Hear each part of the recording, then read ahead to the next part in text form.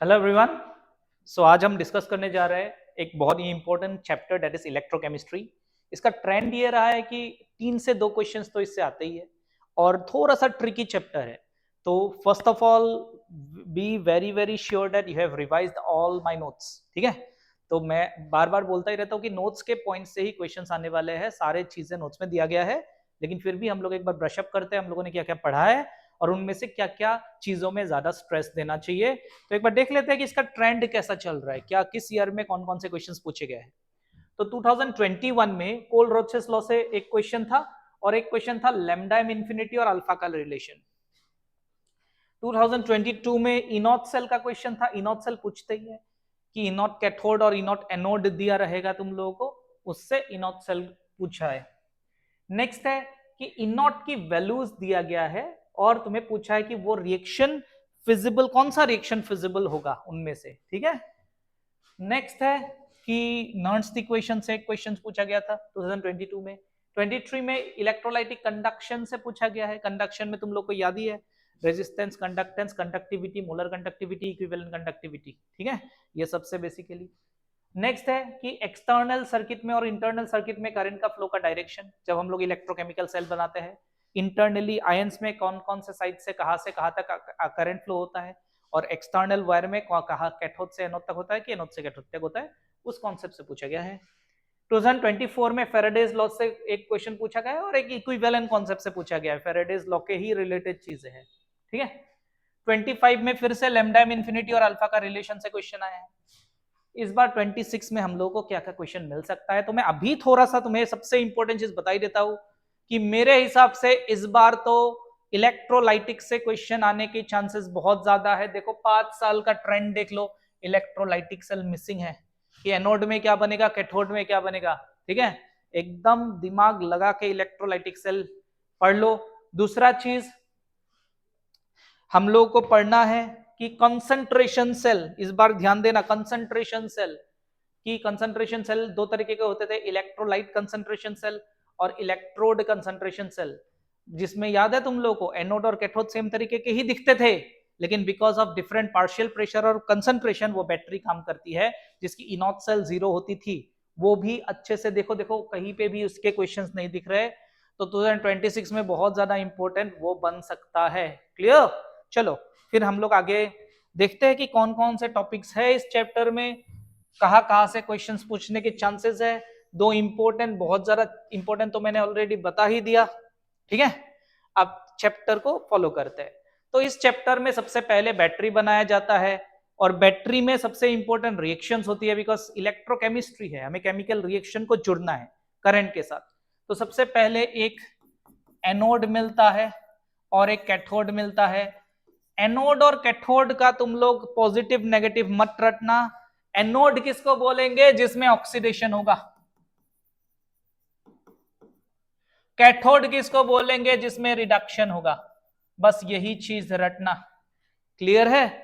अब electrochemical cell में anode का चार्ज क्या होता है, कैथोड का चार्ज क्या होता है, तो उसके लिए मैंने एक वर्ड लिखने के रटने के लिए बोला था, लोन।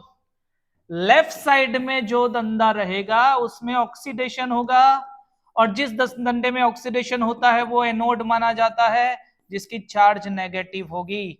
तो इलेक्ट्रोकेमिकल सेल में एनोड नेगेटिव है, इलेक्ट्रोलाइटिक सेल में एनोड पॉजिटिव है, लेकिन दोनों ही सेल में एनोड में ऑक्सीडेशन होता है। तो कोई अगर पूछे एनोड पॉजिटिव है कि नेगेटिव है, उसका आंसर तो नहीं है, डिपेंड्स ऑन द सेल। लेकिन हाँ, एनोड में ऑक्सीडेशन होता है कि रिडक्शन होता है, डज नॉट मैटर कौन सा सेल है, एनोड में हमेशा ऑक्सीडेशन ही होगा। तो सबसे पहले ये चीज हमें याद रखना है। सेकेंड चीज जो हमें याद रखना है वो है सॉल्व ब्रिज। सॉल्व ब्रिज का काम क्या क्या है, देखो थियोरेटिकल क्वेश्चन आने से ऐसे टॉपिक से क्वेश्चंस आती है। सॉल्व ब्रिज का पहला ही काम है कि भैया दोनों इलेक्ट्रोलाइट को न्यूट्रलाइज करना, दोनों इलेक्ट्रोलाइट को न्यूट्रलाइज करना। न्यूट्रलाइज अगर करोगे तभी इलेक्ट्रॉन की फ्लो मेंटेन रहता है। इसी को कोई बोलता है कि सर्किट कंप्लीट करना, इसी को, यही इसी पॉइंट का ही दूसरा वर्ड है सर्किट कंप्लीट करना।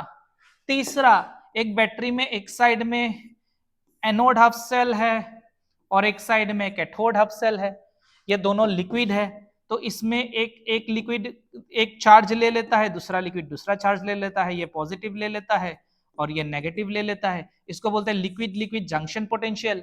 सॉल्व ब्रिज ये दोनों चार्ज को गायब कर देता है। तो minimize liquid liquid junction potential, minimize liquid liquid junction potential, 3 point है सॉल्व ब्रिज से पूछने लायक।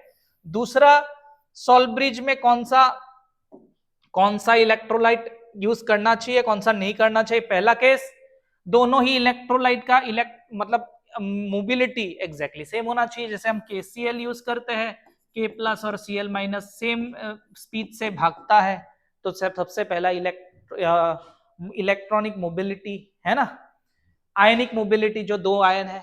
दूसरा, सॉल्व ब्रिज का कोई भी आयन किसी भी सेल रिएक्शन में पार्ट नहीं लेना चाहिए। मतलब KCl जैसा सॉल्व ब्रिज हम लोग ए सिल्वर एनोड या कैथोड में यूज नहीं करते because of formation of AgCl। ये एक कॉमन क्वेश्चन है, ठीक है। ओके, तो सॉल्व ब्रिज से ये सब क्वेश्चंस पूछे जा सकते हैं। तीसरा जो सबसे इंपॉर्टेंट क्वेश्चन पूछा जाता है वो है अपना स्टैंडर्ड इलेक्ट्रोड पोटेंशियल।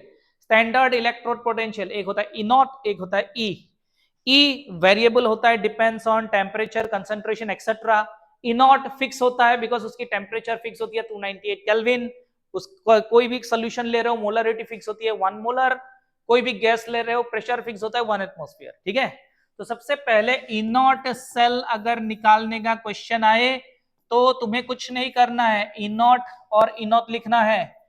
अगर एनोड का E नॉट लिख रहे हो, एनोड का E नॉट लिख रहे हो, एनोड में होता है ऑक्सीडेशन, तो ऑक्सीडेशन पोटेंशियल लो एनोड का। कैथोड में होता है रिडक्शन, तो उसकी रिडक्शन पोटेंशियल लो। Oxidation potential reduction potential opposite tendency है, प्लस कर दो।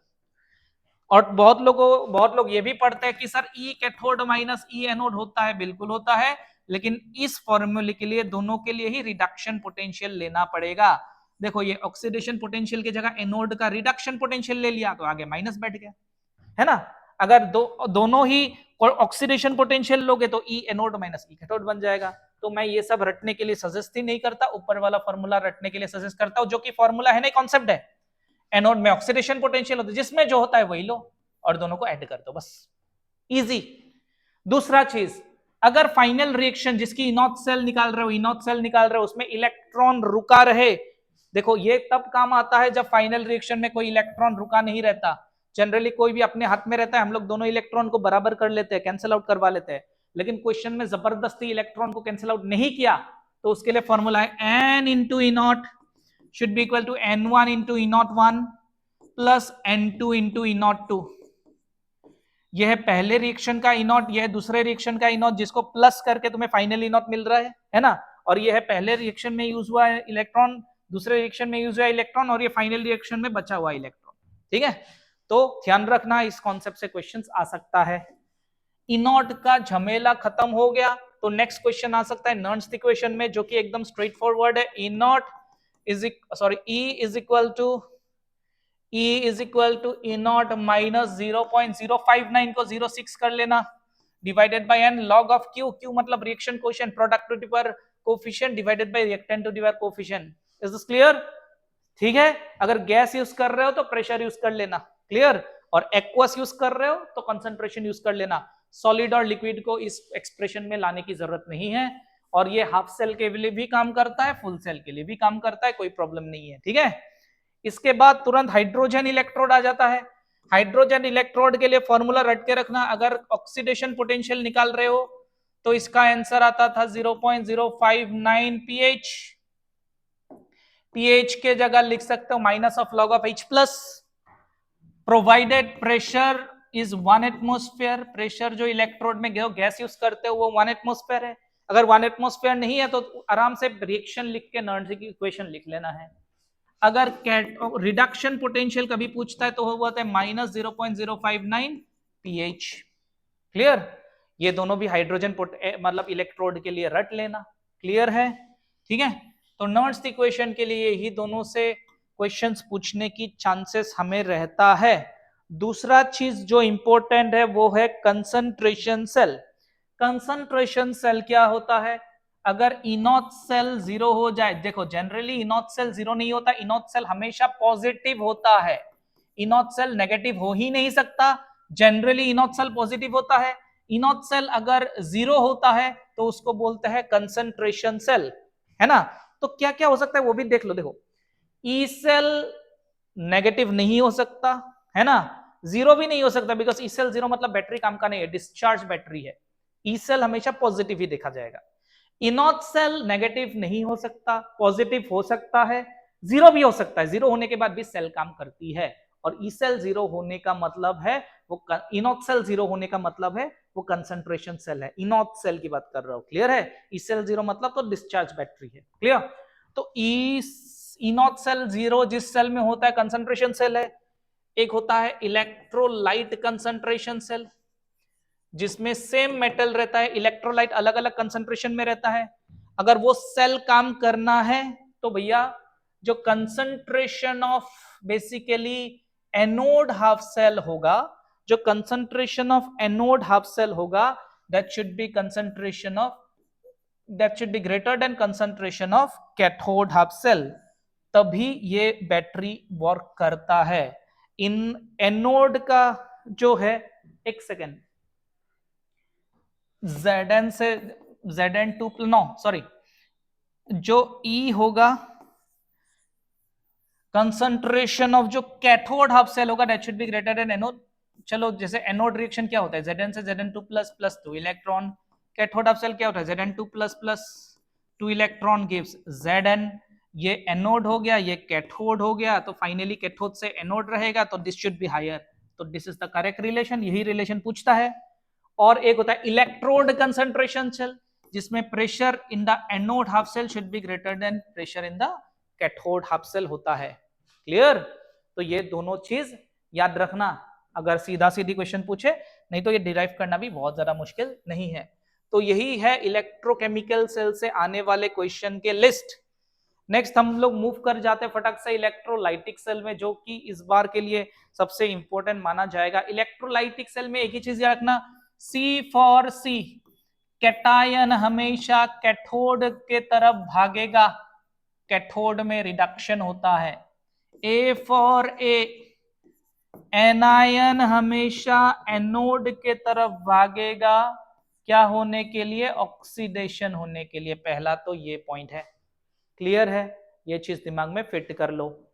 दूसरा, इस टॉपिक से मैक्सिमम तुम्हें पूछा जाता है कि कौन से इलेक्ट्रोड में क्या बनेगा, तो सबसे पहले मोल्टेन सॉल्ट के लिए पूछते हैं, जो कि डिस्कस करने लायक है ही नहीं। मोल्टेन सॉल्ट में एक कैटायन रहता है, एक एनायन रहता है। कैथोड में कैटायन वाला रिएक्शन लिख देना, एनोड में एनायन वाला रिएक्शन लिख लेना, कोई कॉम्प्लेक्सिटी नहीं है, दोनों प्रोडक्ट मिल जाएगा तुम्हें आराम से, है ना। तो इसमें से molten NaCl, molten NaCl cathode में कैटायन मतलब Na plus electron gives Na, इसमें Cl minus gives Cl2, 2Cl plus 2 electron. Sodium बनाने वाला प्रोसेस है मोल्टेन NaCl, है ना, डाउन्स प्रोसेस बोलते हैं, जिससे सोडियम मिलता है, ठीक है। तो सिंपल है ये। उसके बाद before moving two aqueous salt, सबसे पहले रट लेना इलेक्ट्रोकेमिकल सीरीज। मैंने फंडा देके रखा है, इलेक्ट्रोकेमिकल सीरीज कैसे रटते हैं, है ना।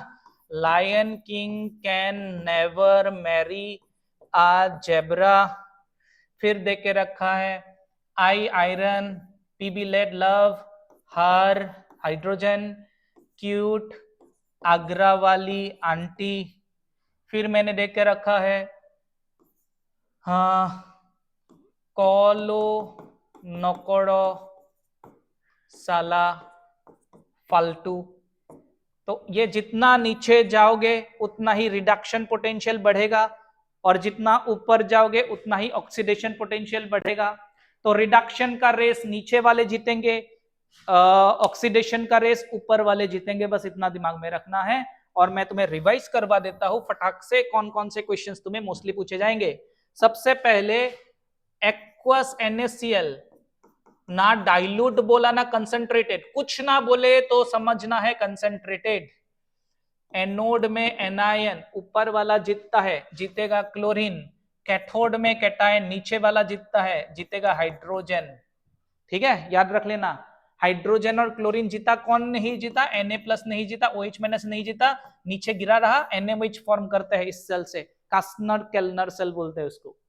दूसरा डाइल्यूट NaCl बोल दे, डाइल्यूट Cl- की अमाउंट कम, याद होगा Cl- का अमाउंट कम होने से OH- रेस जीत जाएगा, और कैथोड में तो H+ ही जीतेगा, बिकॉज H+ Na+ से हमेशा ही टैलेंटेड रहता है। तो ये H+ और OH- मतलब पानी का हाइड्रोलाइसिस, तो अकेला पानी का हाइड्रोलाइसिस नहीं करते, हल्का सा NaCl मिक्स कर देते हैं तो इंक्रीज द कंडक्टिविटी। ठीक है, तो ये वाटर का इलेक्ट्रोलाइसिस है। तीसरा जो पूछा जाता है कि Na+ तो जीत ही नहीं रहा, Na+ को जिताने के लिए Na+ का लवर को बुलाना पड़ता है, और वो होता है एक्वस NaCl ही रखो, लेकिन मरकरी कैथोड रखो। वैसे तो कैथोड एनोड प्लेटिनम का होता है, तब जाके एनोड एक्वस NaCl बोला, मतलब कंसंट्रेटेड कुछ ना बोले तो Cl- जीतता है। इस बार कैथोड में Na+ को जिताएंगे, सोडियम एमलगम। बहुत ही इंपॉर्टेंट क्वेश्चन है, पूछा जाता है। क्लियर है, ये याद रखना, ये याद रखना, इससे क्वेश्चन पूछे जाते हैं। फिर केस आएगा एक्वस NaCl ही रखो, लेकिन इस बार सिल्वर इलेक्ट्रोड, दोनों ही सिल्वर रख दो। याद होगा तुम्हें, सिल्वर इलेक्ट्रोड रखने से एनोड में भी सिल्वर जीतता है ना, कैथोड में भी Ag+ जीतता है, तो इसको बोलते हैं इलेक्ट्रो रिफाइनिंग। नेक्स्ट में एक्वस NaCl ही रखो, लेकिन रखो silver anode and copper cathode. क्या है, एनोड टूट के कैथोड में चिपकेगा, एनोड का रिएक्शन इस बार भी सिल्वर जीतेगा, कैथोड में भी Ag+ जीतेगा, इसको बोलते हैं इलेक्ट्रोप्लेटिंग। यही तो केस है यार, इतना इजी है, कहानी की तरह पढ़ो, है ना। लास्ट में जो इंपॉर्टेंट एक क्वेश्चन पूछा जाता है वो है डाइल्यूट H2SO4। डाइल्यूट H2SO4 का इलेक्ट्रोलाइसिस, डाइल्यूट H2SO4, इसमें कुछ ना बोले तो लो चार्ज डेंसिटी समझना है, कम इलेक्ट्रिसिटी पास करके, लो चार्ज डेंसिटी। लो चार्ज डेंसिटी में एनोड वाला रेस OH- ही जीतेगा, कैथोड वाला रेस H+ ही जीतेगा, जिसको जितना चाहिए, नॉर्मल केस है। लेकिन हाई चार्ज डेंसिटी कर दोगे, हाई चार्ज डेंसिटी कर दोगे, एनोड में HSO4- रेस लगाने के लिए आएगा, HSO4-, जिससे फाइनली H2S2O8 बनता है, और ये भी फाइनली H2O2 बना देता है। तो ये भी प्रोडक्ट आ सकता है, ये भी प्रोडक्ट आ सकता है, और आफ्टर सम टाइम OH- को मौका मिल जाता है और ये O2 बना देता है। तो ध्यान रखना ऑप्शन में क्या क्या है, और कैथोड में तो कोई रेस ही नहीं है, H+ ही जीतेगा। This is a very important case. Clear, मैंने बोला ना इस पर इलेक्ट्रोलाइसिस थोड़ा सा ज्यादा इंपॉर्टेंट है, तो पढ़ के रखना अच्छे से। क्लियर, नेक्स्ट ये हो गए सारे केसेस जिसके तुम्हें क्वेश्चंस पूछे जा सकते हैं। नेक्स्ट इसके बाद आएगा फेराडेज लॉ। तो उसका क्वेश्चन है M = E/F I/E/F into Q, M = E/F into Q के जगह IT। ये अगर कुलॉम में रहे तो फेराडे के जगह 96500 रखना, ये अगर तुम्हारा सिंपली फेराडे में ही रहे तो F के जगह 1 रखना। I हमेशा एम्पियर में रहता है, 30 सेकेंड में रहता है, तो एम्पियर इंटू सेकेंड कुलॉम मिलता है, तो इसको 96500 ही पुट करना है। What is the equivalent weight? Equivalent weight is nothing but molar mass by n factor, और जो हम लोगों ने n फैक्टर पढ़ाई है ना, एक मोल के साथ जितना इलेक्ट्रॉन का लेना देना होता है वही n फैक्टर है। मैंने पूरा लिस्ट दे के रखा है कॉपी में, उस वही मेटल्स के पूछे जाएंगे। स्पेशली याद रखना Cl2 का n फैक्टर 2 है, Cl2 तो मोलर मास 71/2 करना पड़ेगा, E के जगह 71/2। ऑक्सीजन का n फैक्टर होता है 4, O2 का बोल रहा हूं तो 32/4, यही दोनों कंफ्यूज करता है। हाइड्रोजन का n फैक्टर है 2, हाइड्रोजन गैस H2 मतलब 2/2, ये तीनों में ही फंसाएगा, बाकी तो कैटायन का इजी है। Na+, 1+ है ना 1, Ca2+, 2+ है ना 2, एकदम इजी है। Al3+, 3+ है 3, तो एकदम इजी चीज है। तो इससे क्वेश्चन, ये फर्स्ट लॉ। सेकेंड लॉ में क्या है, M1/M2, दो अगर इलेक्ट्रोलाइटिक सेल में सेम चार्ज पास करोगे, बाकी सब कुछ कैंसिल हो जाएगा, है ना, बाकी सब कुछ कैंसिल हो जाएगा, सेम चार्ज पास करोगे तो सिर्फ बचेगा E1/E2। तो इस कॉन्सेप्ट से भी क्वेश्चन पूछे जाते हैं। तो ये सेकेंड लॉ क्या था, अगर इफ सेम चार्ज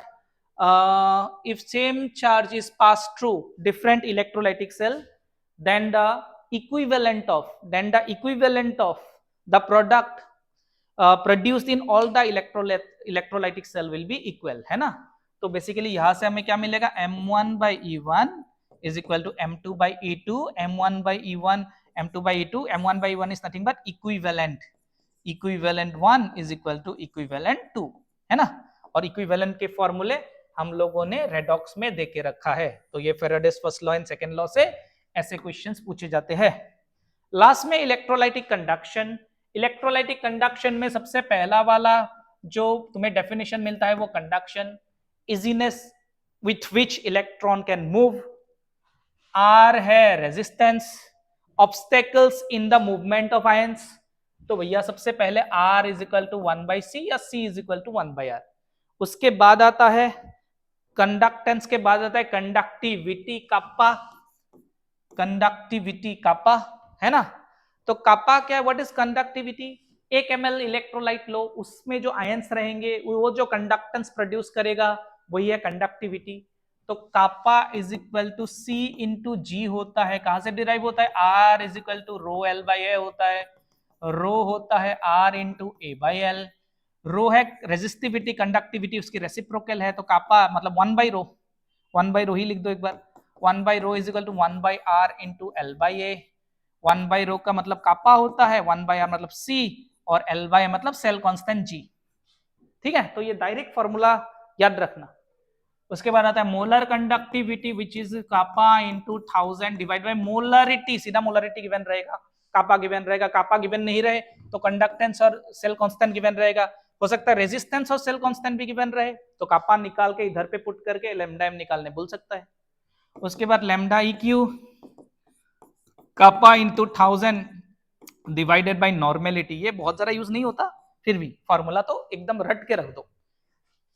नेक्स्ट सबसे इंपॉर्टेंट, बहुत सालों से नहीं पूछा, उसको भी स्ट्रेस दो, डाइल्यूशन से क्या क्या होता है, डाइल्यूशन से कंडक्टेंस में क्या होता है फर्क, कंडक्टेंस, कंडक्टिविटी, उसके बाद molar conductivity, molar conductivity, conductance dilution से, एक है strong electrolyte, strong electrolyte conductance हमेशा बढ़ता ही है, स्ट्रॉन्ग इलेक्ट्रोलाइट का क्यों बढ़ता है, रेजिस्टेंस ड्रॉप हो जाता है, वीक इलेक्ट्रोलाइट का क्यों बढ़ता है, नंबर ऑफ आयंस बढ़ जाता है, नंबर ऑफ आयंस बढ़ जाता है, ठीक है। कंडक्टिविटी घट जाती है, क्यों, बिकॉज स्ट्रॉन्ग इलेक्ट्रोलाइट हो या वीक इलेक्ट्रोलाइट हो, डाइल्यूशन से नंबर ऑफ आयंस पर ml जो रहता है वो ड्रॉप कर जाता है। मोलर कंडक्टिविटी भी बढ़ता है, स्ट्रॉन्ग इलेक्ट्रोलाइट का बढ़ने का रीजन है रेजिस्टेंस ड्रॉप, वीक इलेक्ट्रोलाइट का बढ़ने का रीजन है आयंस बढ़ना डाइल्यूशन से, ठीक है। वेरी वेरी इंपॉर्टेंट, एक ही स्लैब में मैंने नोट कर दिया है ना, समझाया तो था ही। उसके बाद मोलर कंडक्टिविटी कैसे बढ़ती है डाइल्यूशन के साथ, मोलर कंडक्टिविटी और कंसंट्रेशन रूट सी का जो ग्राफ होता है वो ऐसा होता है फॉर स्ट्रॉन्ग इलेक्ट्रोलाइट, ऐसे ऐसे डॉट डॉट करके, जहां पे मैक्सिमम होगा उसको बोलते हैं lambda infinity, limiting molar conductivity. इस ग्राफ से कैसे क्वेश्चन आएंगे, दो ऐसा दे देगा, एक दे देगा NaCl, एक देगा HCl, एक देगा KCl, बताओ इनमें से कौन है। तो सबसे ऊपर जो होगा उसकी लैम्डा एम ज्यादा दिख रही है ना, देखो Cl माइनस तो सब में सेम है, NaN से ज्यादा फर्क नहीं पड़ रहा। अब आया H प्लस, Na प्लस और K प्लस, आयनिक मोबिलिटी H प्लस की सबसे ज्यादा रहती है और NaN में OH माइनस की, ठीक है। तो इन तीनों का रेस H प्लस जीतेगा तो ऊपर वाला HCl है। अब देखो Na प्लस जीतेगा कि K प्लस जीतेगा, देखने में Na प्लस पतला है ना, लेकिन पानी के अंदर से जा रहा है, पानी के अंदर से जाने से हाइड्रेशन होता है, पानी चिपक जाता है ना। तो भैया जो भारी बंदा है उसमें हाइड्रेशन का इफेक्ट कम होता है, वो फास्टर मूव करता है, मतलब down the group in alkali metals या एल्कालाइन अर्थ मेटल्स मोबिलिटी बढ़ जाता है, तो मतलब K प्लस की मोबिलिटी Na से ज्यादा होगी, ठीक है। तो नेक्स्ट आ जाएगा KCl, फिर आ जाएगा NaCl। याद रखना ये क्वेश्चन पूछे जा सकते हैं। यह है स्ट्रॉन्ग इलेक्ट्रोलाइट का, ठीक है। वीक इलेक्ट्रोलाइट का क्या सीन है? वीक इलेक्ट्रोलाइट का ग्राफ ऐसा होता है, इसका लैम्डा इंफिनिटी ग्राफ से निकाल ही नहीं सकते। अब इनमें से कौन सा HCOOH है ना, HCOOH है, और कौन सा CH3COOH है, ऐसे क्वेश्चंस पूछेंगे। फॉर्मिक एसिड थोड़ा सा ज्यादा स्ट्रांग होता है, तो ऊपर वाला फॉर्मिक एसिड है और नीचे वाला एसिटिक एसिड है। इसमें और कोई कॉन्सेप्ट नहीं है। इसमें जो दोनों वीक एसिड या वीक इलेक्ट्रोलाइट देगा, उसमें से हल्का सा स्ट्रॉन्गर जो होगा वो ऊपर दिखाई देगा, है ना। ओके, बढ़िया। नेक्स्ट लास्ट वाला जो चीज है वो है कोलरोचेस लॉ। कोलरोचेस लॉ इक्विवेलेंट कंडक्टिविटी के साथ डील करता है। तो लैम्डा एम नहीं, लैम्डा EQ इंफिनिटी ऑफ, है ना, the electrolyte should be equal to lambda EQ infinity of the cation plus lambda EQ infinity of the anion। कोई कोफिशिएंट आगे नहीं बैठेगा, याद रखना, अगर इक्विवेलेंट वाला कॉन्सेप्ट कर रहे हो। लेकिन अगर इक्विवेलेंट वैल्यू ना दे के मोलर वैल्यू दे दे, तो लैम्डा EQ के जगह लिखना lambda M infinity divided by n factor लिख देना, बिकॉज लैम्डा EQ इंफिनिटी जो होता है वो lambda M infinity by n factor होता है। ये लैम्डा EQ और लैम्डा M का रिलेशन है। तो n फैक्टर क्या है? कैटायन के लिए n फैक्टर कैटायन का चार्ज, एनायन के लिए n फैक्टर एनायन का चार्ज, और इलेक्ट्रोलाइट के लिए n फैक्टर जो होता है वो टोटल चार्ज ऑन कैटायन या total charge on anion. Question practice किया है मैंने, सारे केसेस जो पूछे जा सकते हैं एक बार रिवाइज जरूर कर लेना, ठीक है। नेक्स्ट इससे जो क्वेश्चंस पूछे जाते हैं वो है ये वाले फॉर्मूले से, lambda M divided by lambda M infinity should be equal to alpha. Very very important. अब लैम्डा M निकालने के लिए तुम्हें kappa into 1000 divided by molarity का यूज किया जा सकता है। तो ये दे देगा, ये दे देगा, ये भी दे देगा और अल्फा पूछ लेगा। तो कैसे भी क्वेश्चन को कनेक्ट किया जा सकता है, बस फॉर्मूला अगर स्ट्रांगली याद रहे तो ये कनेक्शन खुद से बिल्ड हो जाएगा। ये वेरी वेरी इंपॉर्टेंट क्वेश्चन है, ठीक है। ये कोलरोचेस लॉ का एप्लीकेशन भी है। दूसरा है कि भैया अगर स्पेरिंगली सॉल्युबल सॉल्व हो तो उसका लैम्डा M इंफिनिटी निकालने का प्रोसेस है कापा इंटू 1000 मोलारिटी के जगह सॉल्युबिलिटी दे लो। कोई भी स्पेरिंगली सॉल्युबल इनफाइनाइटली डाइल्यूटेड होता है तो लैम्डा के उनके जगह सीधा लैम्डा M इंफिनिटी, और स्पेरिंगली सॉल्युबल सॉल्व का जो कंसंट्रेशन है उसी को सॉल्युबिलिटी बोलते हैं, तो मोलारिटी की जगह S पुट कर दिया।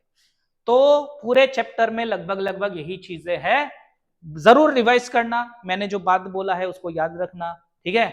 आज तुम्हारा रिवीजन है, ठीक, तो इसको रिवीजन के बाद भी एक बार देखना तो जरूर। क्लियर है? चलो इसी के साथ इलेक्ट्रोकेमिस्ट्री का रिवीजन आज खत्म करते हैं। नेक्स्ट चैप्टर अपना है केमिकल काइनेटिक्स।